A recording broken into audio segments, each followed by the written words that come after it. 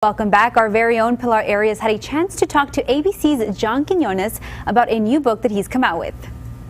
Nowadays, with smartphones and instant sharing capabilities, one may always suspect they're being watched. In recent years, we've gotten to watch many reactions on the hit ABC show, What Would You Do?, hosted by John Quinones. Now he's written a book titled, What Would You Do? Doing the Right Thing Even When You Think No One's Watching. And he's here to talk with us about it on ABC-7 at noon. John, thank you for speaking with us today. I am a big fan of the show. Can you tell me one of the most memorable setups you've ever done? Oh, I love it when I jump in as one of the actors, and I don't do it too often. But when we're doing a piece like on immigration, and I'm pretending, I'll jump in and I'll pretend that I only speak Spanish, and I'm a day worker, a Latino day worker, and we're going to a restaurant where someone doesn't want to serve us because we're speaking Spanish. I love doing that, and I can still get away with it if I dress down, put a cap on. And you know what, the words that the racists, and usually it's an instigator, an actor who's trying to see how people react, when they tell us that they won't serve us at that restaurant because we're speaking Spanish, those words cut through me like a knife, even though I know it's all an act. And the way people respond, real people who don't know they're on hidden camera, sometimes they support us, but sometimes they criticize us too. It's an amazing experience, and I love throwing myself into the shows. That's one of my favorite. I also love the one we did in Harlem, where an interracial couple was being criticized for being together, and the wonderful way people responded in that community. So obviously that's very personal for you, but can you tell me some of the most surprising or shocking reactions you've ever gotten?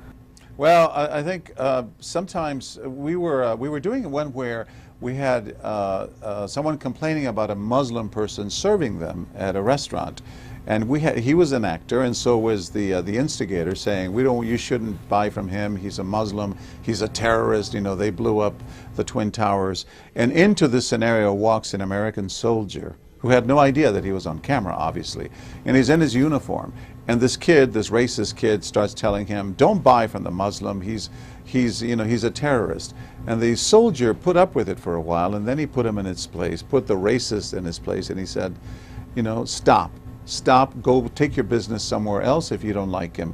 And the kid then said to the soldier, "But aren't you fighting people who look like him in Afghanistan and Iraq?" And the soldier gave him a cold stare. He said, "Not at the moment. But when I am," he said, "I'm fighting for every American's right to practice whatever religion they have." And that includes him. And if he chooses being a Muslim, I'm defending him too. It was very touching.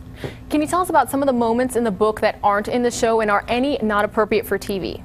Oh, I think we try to do only those that are appropriate for television. We were just in Texas, and we're going to do a whole hour, an entire hour of What Would You Do in Austin, San Antonio, and Blanco, Texas, of all places.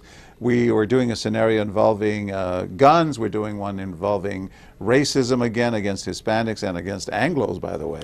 So we're doing that. And the book, it's all about my life and what inspired me to shoot for the stars. We were born in poverty. I was a migrant farm worker, but I always kept the dream alive and my eyes on the prize. And I think those kids who read the book will find it inspirational and motivational, I hope. John, just one final question. How do you believe that social media has changed how people behave toward each other? I think it's changed a lot. Someone told me the other day, the world would be a better place if everyone thought that John Quinones was in the next room monitoring our behavior. Well, that's what these new all our gadgets do now. There's always a chance that you're being recorded. Look at what police departments are going through. So many videos now that we've captured, and some of them real abuse that wouldn't have been seen otherwise. I think it's changed it dramatically, but we still have to be careful about who took that video, and we may have to make sure that we analyze it thoroughly before we make judgments based on something we see captured on a small camera like that. Thank you again, John Quinones. We'll be back after the break.